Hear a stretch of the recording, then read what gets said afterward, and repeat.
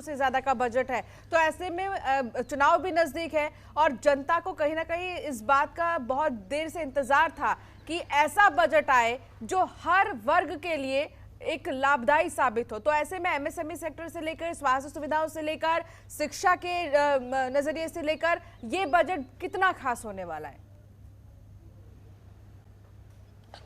देखिए अंशिका, अभी आपने बोला कि जो है पिछली बार जो है 5,12,000 करोड़ का बजट था और उसके बाद इस बार ये माना जा रहा है कि चुनावी वर्ष है और चुनावी वर्ष के अंदर हर सरकार जो है अपना ऐसा भारी भरकम और लोक लुभावन बजट पेश करती है ताकि वो जनता को सीधे अट्रैक्ट कर सके। और योगी सरकार भी ठीक वही करने जा रही है। और उत्तर प्रदेश के अंदर जो शिक्षा की व्यवस्था की बात की जाए, आपने देखा कि शिक्षकों को टैबलेट बांटे गए हैं। अब माना जा रहा है कि विद्यार्थियों को जिनको पहले वादा किया था योगी सरकार ने लैपटॉप बांटने का, वो भी पूरा कर सकती है इस बजट के जरिए।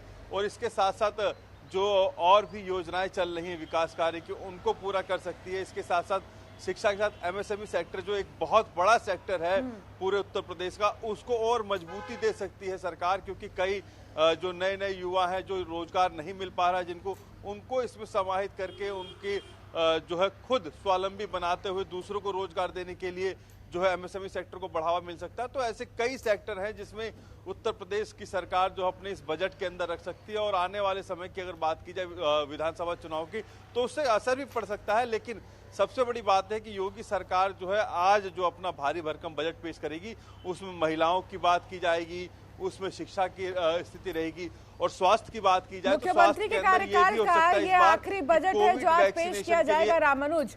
तो उम्मीदें दोगुनी नहीं चौगुनी हो गई हैं कि अब सरकार हमारे लिए जरूर सोचेगी और फिर कुछ नया और कुछ अच्छा और अलग करने वाली है सरकार इस बार। तो ऐसे में लगातार जो भी वादे किए गए थे जब सरकार सत्ता में आ रही थी, तो उन वादों को समय रहते पूरा करने का भी एक बहुत बड़ा चैलेंज है यहाँ सरकार के सामने। जाहिर सी बात है कि अंशिका, जो लैपटॉप का वादा था वो बहुत पुराना वादा था। उसके बाद महिलाओं को जो विधवा महिलाएं थी उनके लिए भी एक वादा किया था योगी सरकार ने कि उनको स्वावलंबी बनाएंगे, उनको पेंशन देंगे।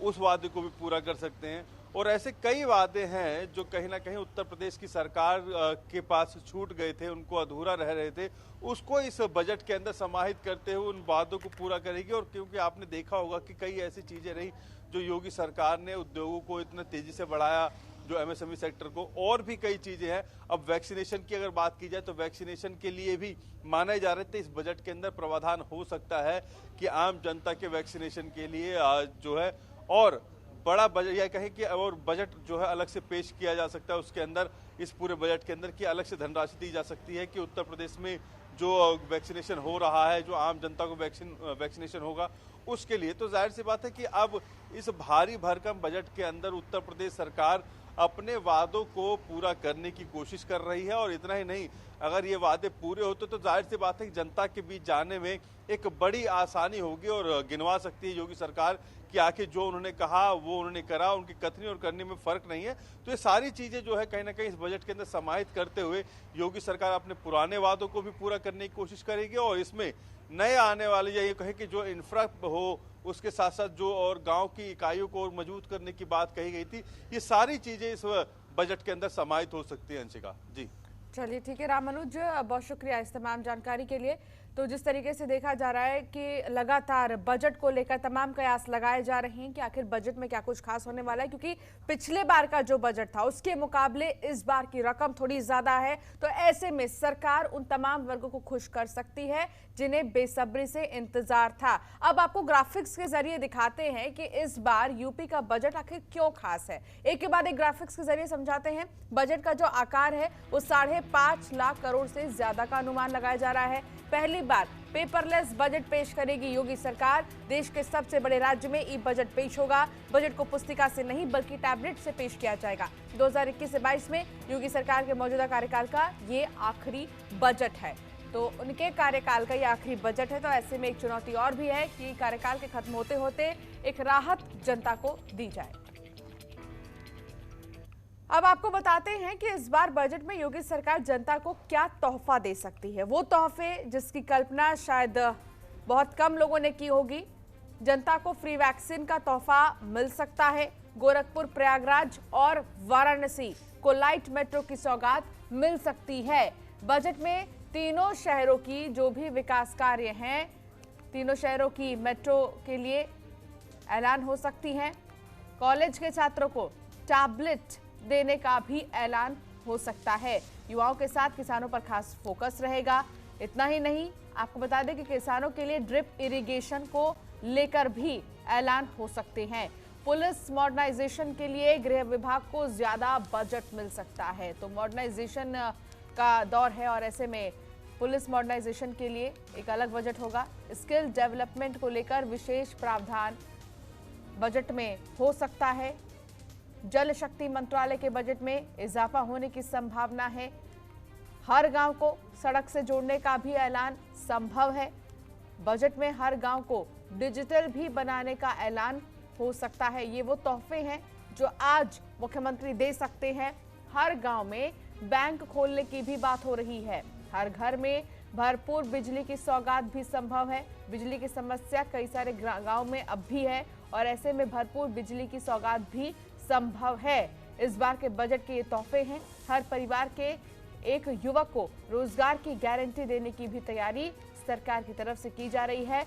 हर पात्र को पेंशन सुनिश्चित करने का भी ऐलान संभव है। इतना ही नहीं, हर व्यापारी को बेहतर कारोबारी माहौल की सौगात संभव है। हर खेत को पानी के लिए कई सौगात मिल सकती हैं। हर महिला को सुरक्षा, हर जुल्म को जेल जैसे प्रावधान हो सकते हैं। तो अब बिल्कुल भी जुल्म बर्दाश्त नहीं किया जाएगा, सीधे कार्रवाई की जाएगी। हर बच्चे को पौष्टिक भोजन जैसे ऐलान भी संभव है। अब आपको ये जानना भी बहुत जरूरी है कि पिछले साल के बजट में योगी सरकार ने क्या दिया था और इस बार सरकार का क्या कुछ प्लान है। ग्राफिक्स के जरिए आपको दिखाते हैं 2020 से 21 के लिए योगी सरकार ने कितना बजट पेश किया था। आपको बता दें कि 5,12,860 रकम जो है वो रखा गया था पिछले बार का बजट। ये बजट पिछले बजट के मुकाबले 33,159 करोड़ रुपए ज्यादा है। वित्त मंत्री सुरेश खन्ना ने 18 फरवरी को बजट पेश किया था। बजट में यूपी की इकोनॉमी को $1 मिलियन बनाने का लक्ष्य था। प्रयागराज में एक विधि विश्वविद्यालय खोलने का भी प्रस्ताव था। तो पिछले बजट की अगर बात की जाए तो ये पिछले बजट के वो ऐलान हैं जो मुख्यमंत्री की तरफ से किए गए थे। गोरखपुर में आयुष विश्वविद्यालय का भी प्रस्ताव था। तो वहीं अगर बात सहारनपुर, आजमगढ़, अलीगढ़ की जाए तो 3 नए विश्वविद्यालय का प्रस्ताव था। सहारनपुर, आजमगढ़, अलीगढ़ ये वो जगह है जहां 3 विश्वविद्यालय का प्रस्ताव था। लखनऊ के KGMU के लिए 919 करोड़ रुपए आवंटित किए गए थे। अटल आवासीय विद्यालय के लिए 270 करोड़ रुपए आवंटित किए गए। राष्ट्रीय उच्चतर शिक्षा अभियान के तहत 111 करोड़ रुपए की व्यवस्था थी। समग्र शिक्षा अभियान के लिए 18,363 करोड़ रुपए की व्यवस्था थी। दिव्यांगों को 500 रुपए प्रति माह पेंशन के लिए 621 करोड़ रुपए का बजट रखा गया था। बजट में 1200 करोड़ रुपए युवाओं के लिए आवंटित किए गए हैं। हर जिले में युवा हब के लिए 50 करोड़ रुपए आवंटित किए गए। इस योजना के लिए 100 करोड़ रुपए की व्यवस्था की गई है। बुंदेलखंड पूर्वांचल के विकास के लिए मुख्य जोर दिया गया था। बिजली की व्यवस्था, सड़क निर्माण, पानी की जरूरत पर खास फोकस है। जेवर हवाई अड्डे के लिए 2000 करोड़ रुपए आवंटित किए गए थे। तो हवाई अड्डों को लेकर भी खास फोकस है मुख्यमंत्री का और इसके लिए भी एक अलग रकम रखी गई थी। जेवर हवाई अड्डे के लिए 2000 करोड़ रुपए आवंटित किए गए थे। इस बार भी देखना होगा कि क्या जेवर हवाई अड्डे के लिए कोई बजट तय किया गया है या नहीं। बजट में अयोध्या एयरपोर्ट का भी जिक्र है। अयोध्या एयरपोर्ट के लिए 500 करोड़ आवंटित किए गए थे।